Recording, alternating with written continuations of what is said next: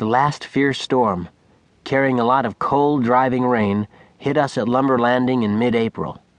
Yet it didn't stop McCoy's boat from edging up to the float to dump off mail bags, some crates and boxes, and 2 passengers. I remember that Captain Selby, who'd been down at Port Hardy on Vancouver Island, having his dentures fixed, hobbled off the Nootka, water streaming from his hat. He was yelling at me cheerfully, "Jamie, watch you don't get wet."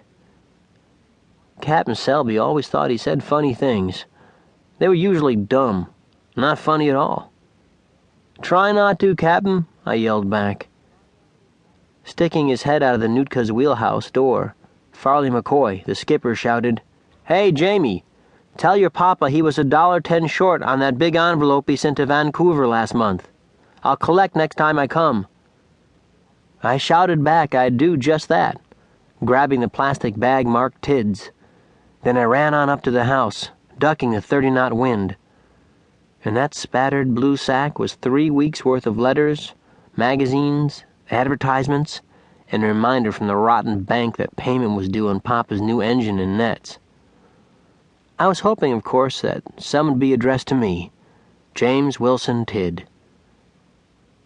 After I distributed everything, we all settled down to read.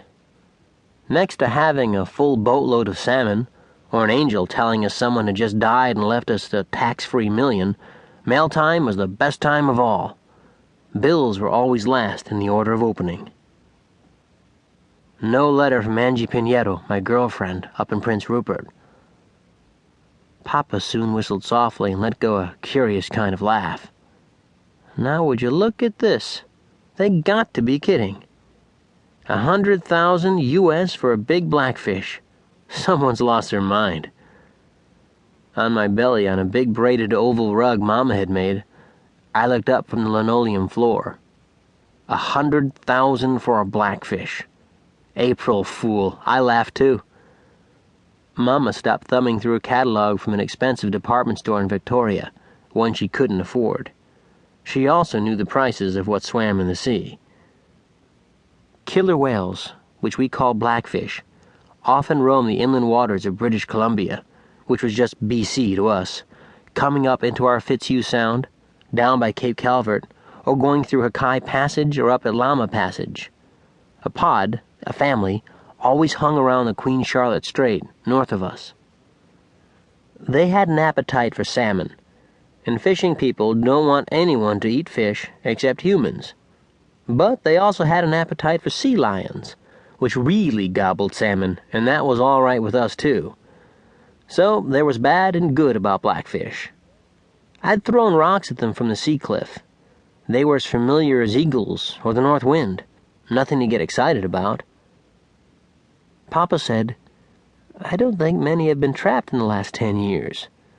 Those Greenpeace people chase that boat from Sealand every time it goes after them in Barkley Sound." Barkley Sound is on the west coast of Vancouver Island, near Ucluelet. At that particular moment, we were in the kitchen of our 2-bedroom white house.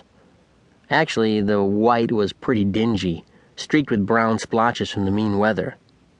Cooking room, dining room, living room, talk room, recreation room, work room, the only constantly warm room in the house. In better days, Papa had bought a lot of expensive work clothes, and on wooden pegs on the north wall hung yellow Helly Hansen foul-weather gear. Below were black fleece-lined rubber boots, a pair for each of us. Polypropylene long johns and thermal socks often draped Mama's drying rack in winter and spring. Fishing gear might be in any corner on any day. Coils of steel wire, salmon trolling spoons. Nets were repaired in that room. The CB, the Citizens Band radio, so that Mama and Papa could talk back and forth when we were at sea, when we were in range, had an important corner. We lived in that room, except to sleep, and if the world suddenly blew up, we'd certainly die there too. That cottage, and I well remember every splintery cedar inch of it, sat in a clearing surrounded by tall timber overlooking the little harbor. At the time, only 9 of the 18 houses, arranged like soldiers in 3 rows near the rotting old cannery, were occupied.